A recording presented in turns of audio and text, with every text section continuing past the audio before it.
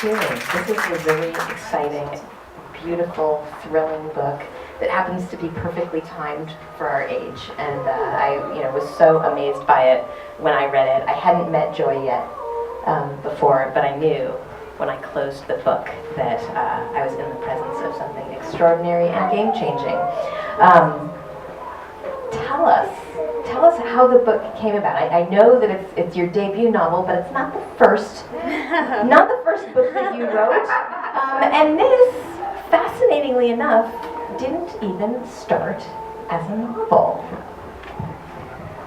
So I was a playwright for a lot of years before I ever started writing any fiction. I started writing this story as a play in 2001, which it has been pointed out to me is older than some of my readers will be, which is a little horrifying, but she means delightful.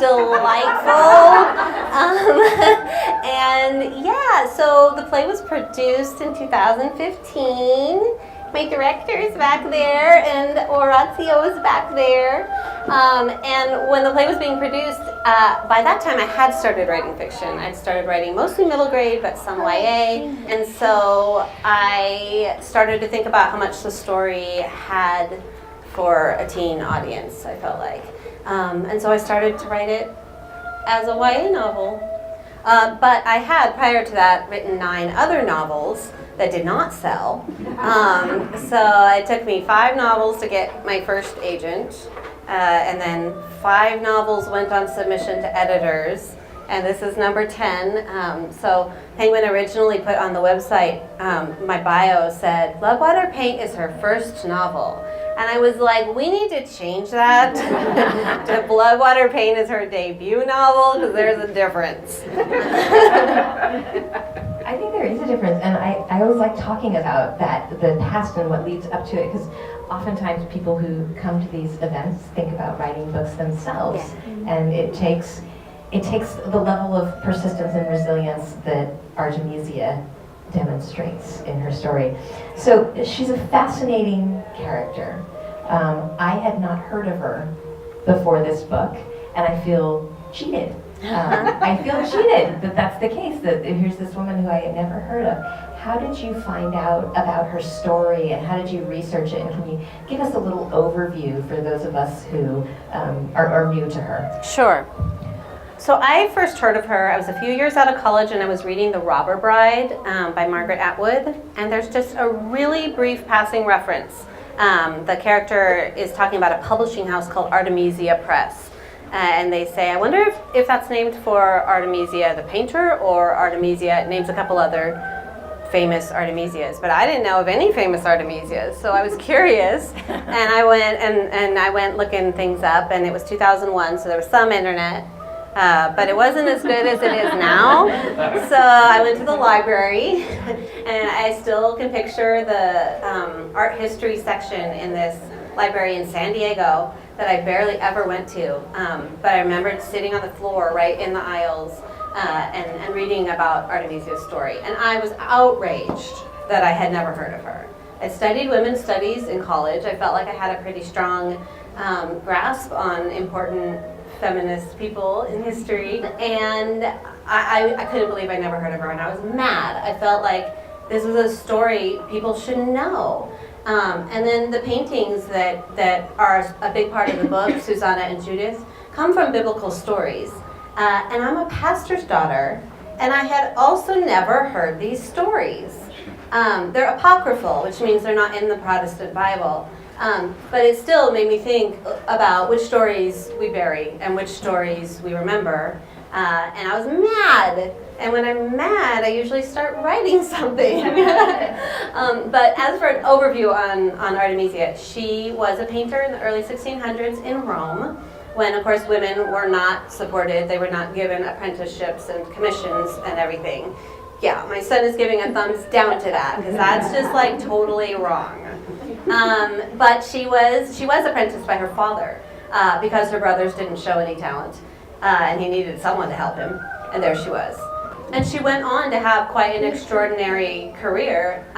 She was the first female member of this famous painting academy in Florence, and she went on to paint in the royal court in England, and so she had this really wonderful career, and yet we don't get taught about her in school, and so I wrote a book.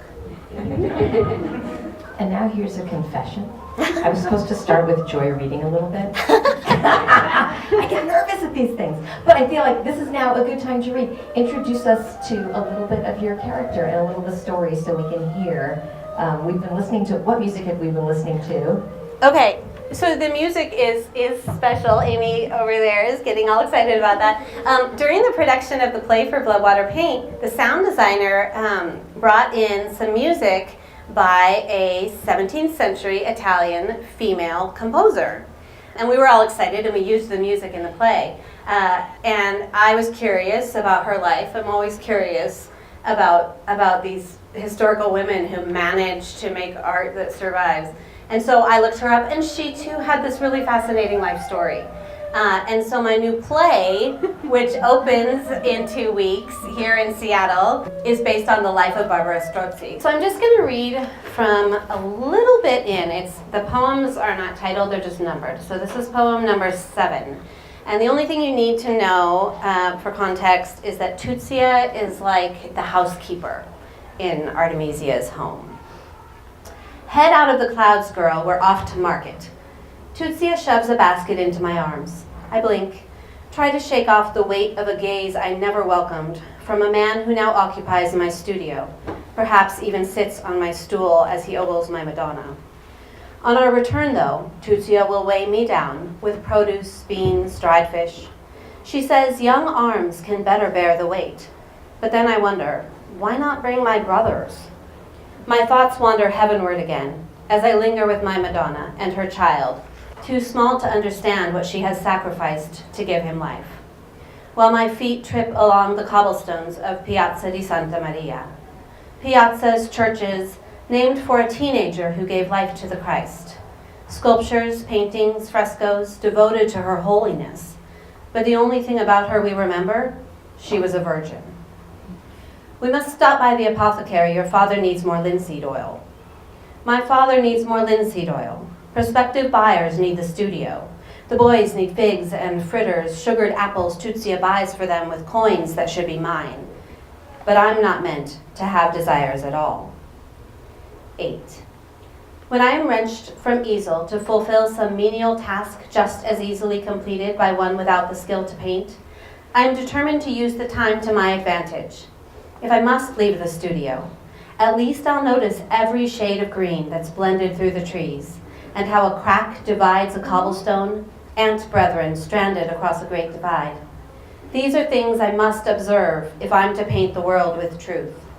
And yet I am distracted from my purpose, not by Tutsia's constant rambling, but by my mother's voice, more vivid in this place than any shade of green.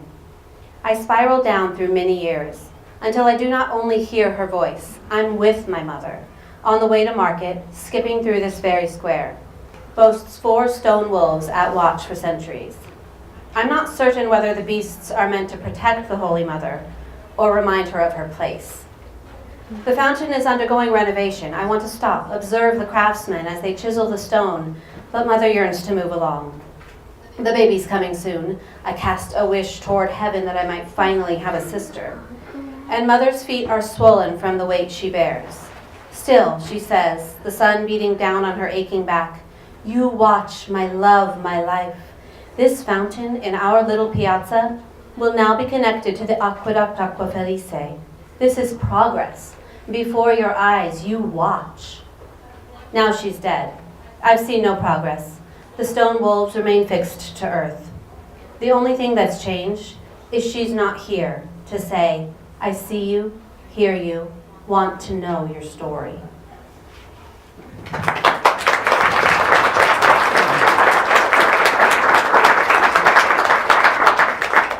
I think that you probably could hear from the lyricism of the text that it's a novel in verse. And how did that arise? And is that related to it starting as a play, do you think? Yeah, maybe. That's another one about the actors. My actor people are here. Why it's verse. So most of the novels that I wrote up until this one being my 10th, were not in verse. I had written a middle grade novel that was partially in verse that I think had given me a little bit of confidence and feeling like, oh, I can actually write this way, because I don't have a background writing poetry. I hadn't really done that at all before. And years ago I had thought, oh, I wonder if I made Blow Water Paint a novel. But I was only thinking about it in terms of like a straight prose historical novel. And I immediately dismissed it. I knew that was not something I wanted to do. It certainly could be done. Susan Freeland did it beautifully. But it just, I didn't feel like the weight of all of the historical detail would serve the story I wanted to tell. So after I'd done a little bit of verse, then I started to think about it again and go, oh, maybe that's how I could tell Artemisia's story in fiction, that it might work with verse. And at first I thought writing it would be easy, not easy, but not as hard as fiction sometimes is for me, because what's usually hard for me is plot. And I had the plot, and I knew the characters really well, so I was like, great, this'll be as easy as writing a novel can be.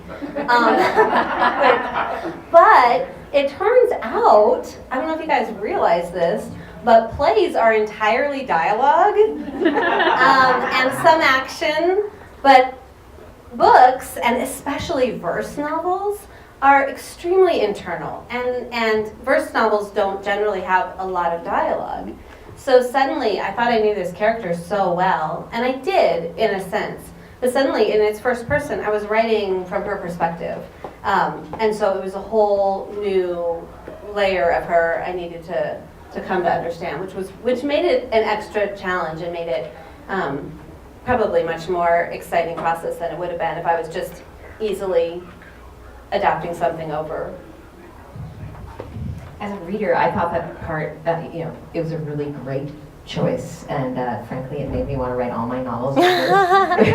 Which is usually when you should be like, warning. So it's fascinating that, here she is from centuries ago, and yet from what you read, you talked about a teenage mother giving birth, and what we remember about her as a virgin. How did you make it feel so relevant today, and why do you feel this work is relevant?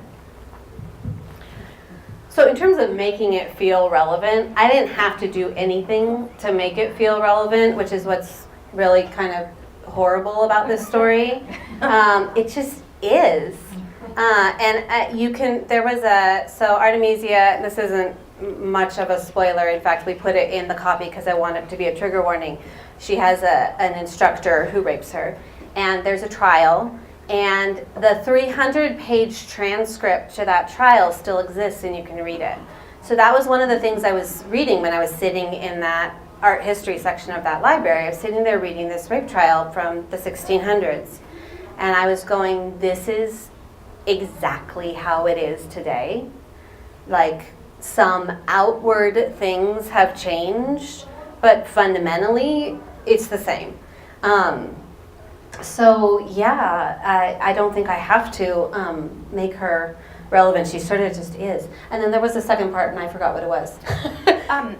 Well, I guess what I want to know now is why do you think women have had this experience for so very long? Yeah, Joy, can you wrap that up for us? This is what art does for us, right? It helps us see the world and think about it, and this is how art changes the world, right? And right. So, what's happening here, and how did you hope to change the world with this book? I think with the Me Too movement that's happening right now, the powerful thing for me in it, I'm kind of skeptical that much actual change to our systems will happen. But what I think is powerful is everyone who's telling their story. I think that telling stories is powerful for the person telling the story, but it's also powerful for the people listening, for the people who haven't had the experience, or for the people who have and have not told their story. to see someone else tell their story and be validated and be believed is hugely important for survivors and for people who are listening. So to me, and that kind of telling stories is a huge piece of the book. Artemisia discovers these stories of Susanna and Judith, and she tells them, and they are a way that she survives what she is going through. And then of course, in telling this story, I'm having the same experience. So to me, yeah, this current cultural moment is interesting, and I hope it'll be more than a moment. I don't know always that I feel very confident it will be. But what I think is really important is the telling of stories. People are telling their stories, and Artemisia tells stories, and I just think that's one of the most powerful things we can do. Okay, so one of the favorite things for me in the writing process is seeing the cover. What can you tell us about this? Is a pretty striking cover, and what did you think when you saw it?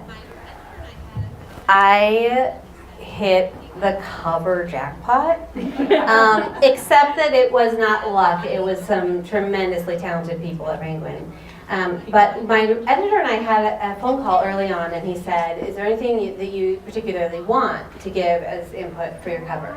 And I don't think visually at all. It's kind of weird that I wrote a book about a painter, because and as a playwright, I'm used to handing my words to the designers and the director and saying, here, I can't wait to see what it looks like. And that's kind of the stage we're in right now, this play opening in 2 weeks. Like, I don't have any idea what it's going to look like, but I know it's going to be great because people with those skills are doing it.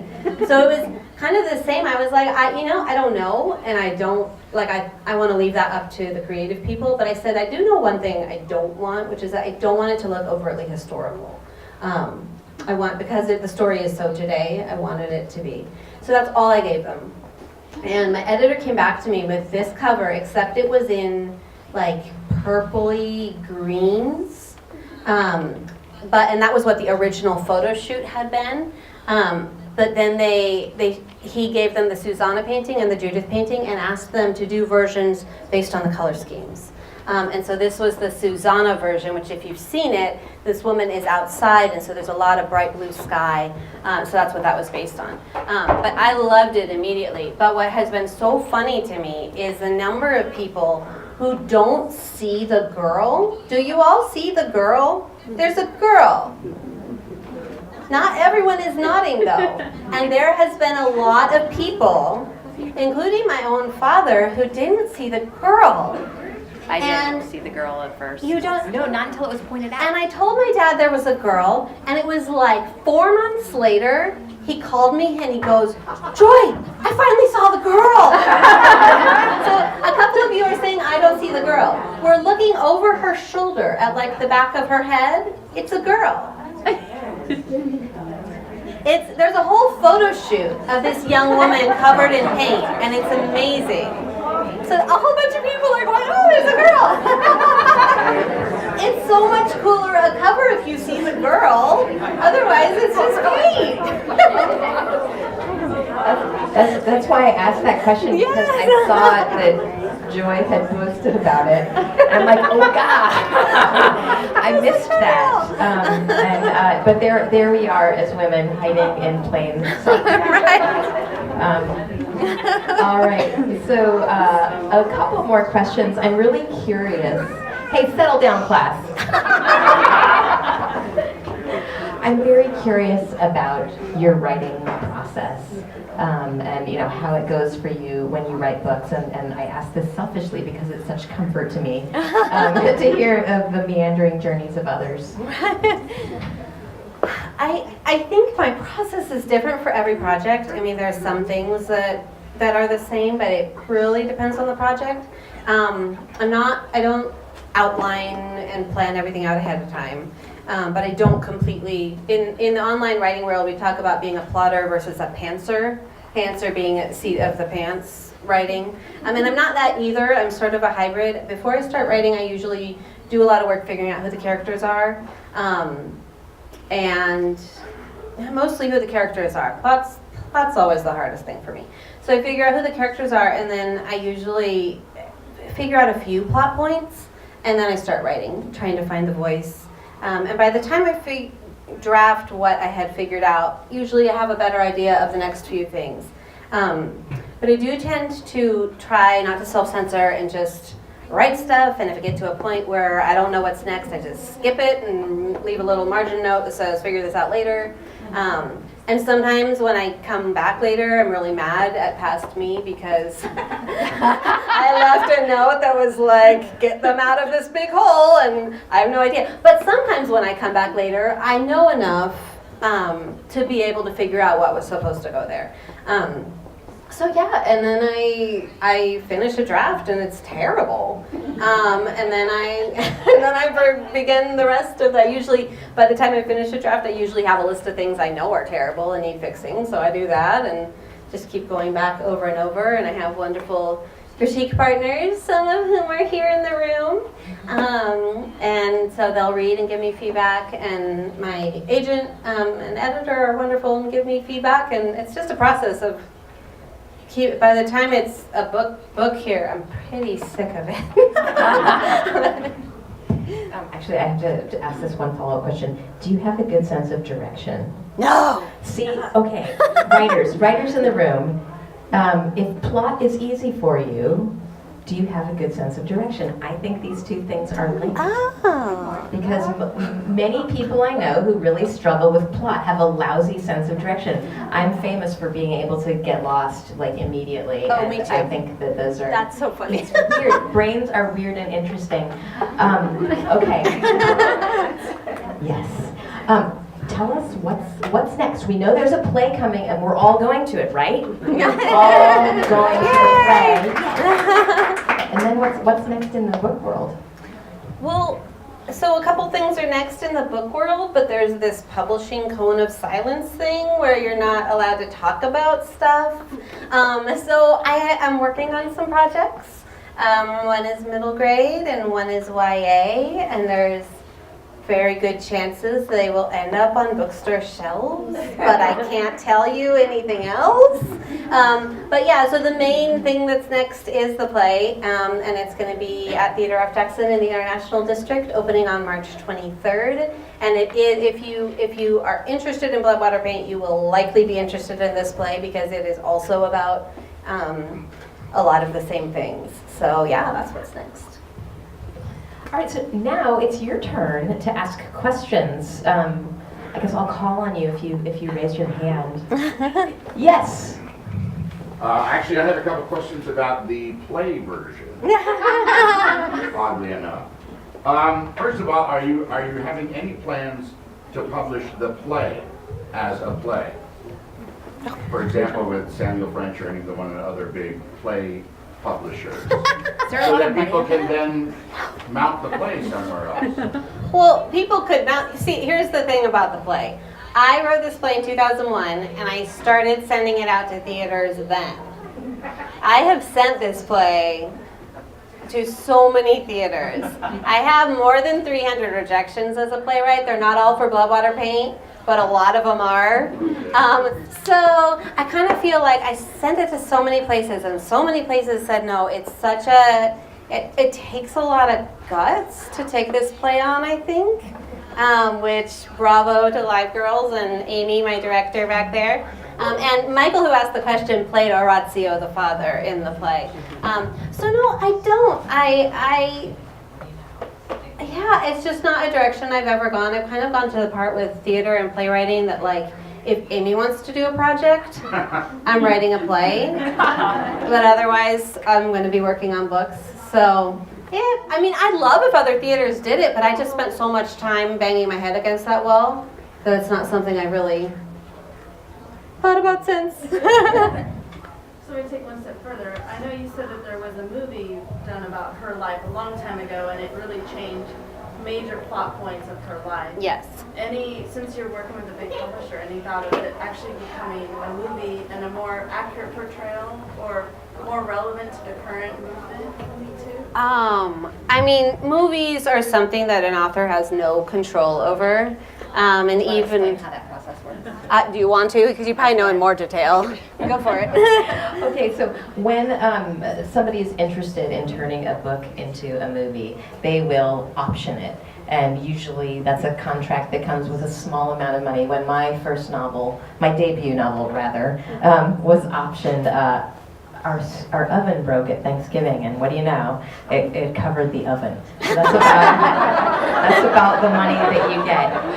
Maybe 1% of the books that become optioned get turned into movies. I do think this would make a great one, and I think that it's so timely, because what a visually lush world. But anyway, that's how it is.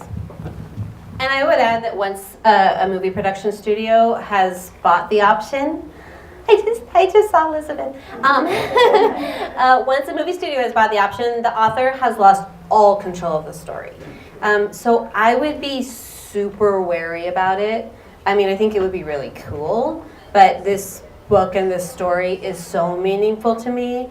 And yeah, there was a movie in the 90s that just horribly changed the story. So yeah, I mean, it would be fraught if that were to become a possibility, but it's like so out of the realm of possibility that I'm not letting myself stress about it.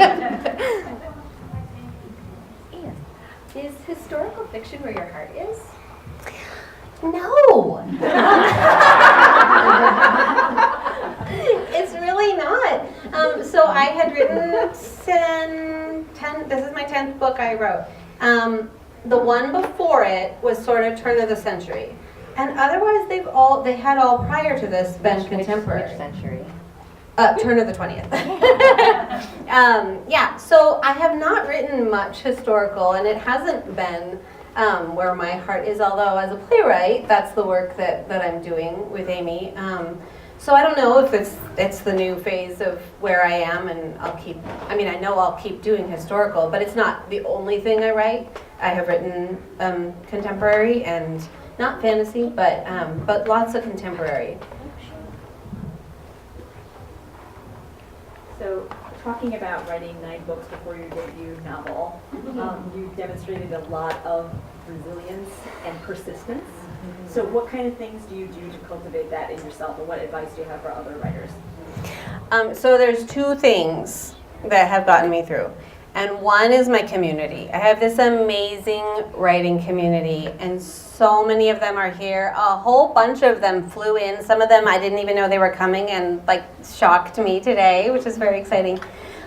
So my community is the thing that's kept me going. And if you are struggling as a writer, having people who are at the same stage with you is so helpful. It's great to have people who are further along and to be helping out people who are not as far along as you are. But people who are at the same level as you are have the same struggles and the same stresses. And so it's really great when you're getting rejection after rejection after rejection to be able to go to those people. I keep looking at Rachel because she's like one of the go-to people that as soon as I have something frustrating, I'm immediately messaging her. What's Rachel's debut novel? Rachel's debut novel is You'll Miss Me When I'm Gone, and it should be over there in the Books for Teens, and it's amazing. It's YA contemporary. So yeah, my community is a huge, huge piece of why I've kept going. And then the other thing is I learned when my first play that I was in a college playwriting class, and I wrote a play, and it won an award, so it was produced by the university. And during intermission of the first performance, and my parents, who were newly divorced, had both flown in to see the play. And I think it might have been the first time I'd seen them together since they got divorced. And I was super stressed, and my playwriting professor knew that. So it was intermission, and he was like, "You're coming with me." And he took me upstairs to his office, because we're in the theater building. And he sat me down, and the first thing he said was, "What's next?" And I was like, "Act 2?" And he was like, "What are you writing now? This play is done. They're performing it. What are you writing now?" And so I learned from that moment to start writing the next thing. So by the time I have ever had a play in production or a book going on submission to agents or editors, I'm usually writing the next thing.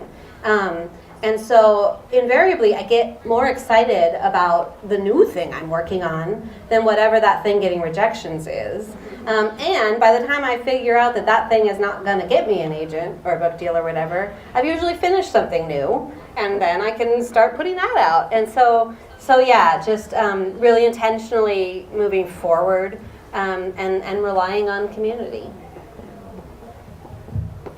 Oh, yes. Was it hard to write from the perspective of a painter? That was Greta, right? Was it hard to write from the perspective of a painter? Oh, yes, it totally was. So I was, as a playwright, Amy likes to say I'm very trusting of my collaborators, but also I'm kind of lazy. Because Amy doesn't say the lazy part, though I think sometimes she might think it. Because I'll be like, We think you're lying about that. I'll be like, she paints. And then the poor actress who played Artemisia, she was sitting at an easel, center stage the whole play, with paints and a canvas, and she had to sit there and look like she knew what she was doing, oil painting, like. And I was like, oh, well, that's your job. You're the but as a book, I had to be able to get some of that on the page and not only understand like the painting techniques and the materials and stuff. And that's easy. That's research. But my editor, one of the things he wanted me to do was bring the way an artist sees the world into the whole book. So like in the passage that I read, she's outside, she's going to market, but she's noticing the shades of green. So that was something that I was very intentional about, and I'm not naturally visual. So I just had to work on it. Yeah. So now that you have something that's been published and beloved, and now a publishing house trusts you, are you going back to the older projects to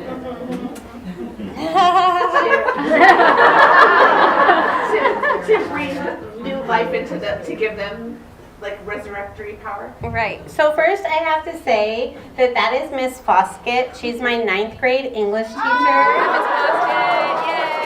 She came from California just for the day. And I love her so much. So there is one of those, we refer to them as trunked manuscripts when they're in a drawer and not, I think maybe you used to say something about in a drawer, but now that they're all on your computer, we just say trunked. There's one of them that we actually sent as my option book to my editor, and he said, I love it, it's great, it's not book 2. He's very intentional about like how to build my name as an author or whatever, and he said it's not book 2. And I go, okay. But I think eventually that hopefully maybe it's book 3, I don't know, or 4 or 5. So that one I think. But otherwise, I really love a lot of those old stories, and I think some of them are publishable. But I have all these more new ideas, and I kind of want to just keep moving forward and building with what I've learned. So yeah, maybe the one. Can I have them? Kidding. Martha is an author of books from picture book all the way through teen, no adult, right? 2 adults. I believe. Nonfiction. Oh, I don't know about your adult stuff. And her books are actually back there, just so you know, if any of you don't know that already. She's amazing. She wrote a book on Hamilton that's fantastic. We have another question, and then Have you actually seen the real paintings?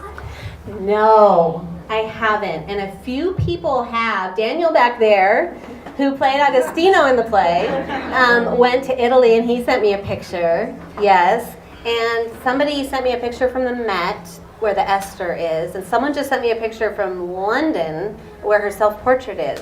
But yeah, no, I haven't seen any of them in person. The big dream is to go to Italy someday, but I don't know when that's going to happen. thanks everyone for coming. Thanks for supporting the book. Joy is going to be signing them at that table right there, and so I think go pay for it first, and then there's cookies to eat, and we can. And there's a little thing over there where Jim's standing where you can sign your name or leave a doodle or something. So feel free to leave me a message. Yes, all right. Thank you.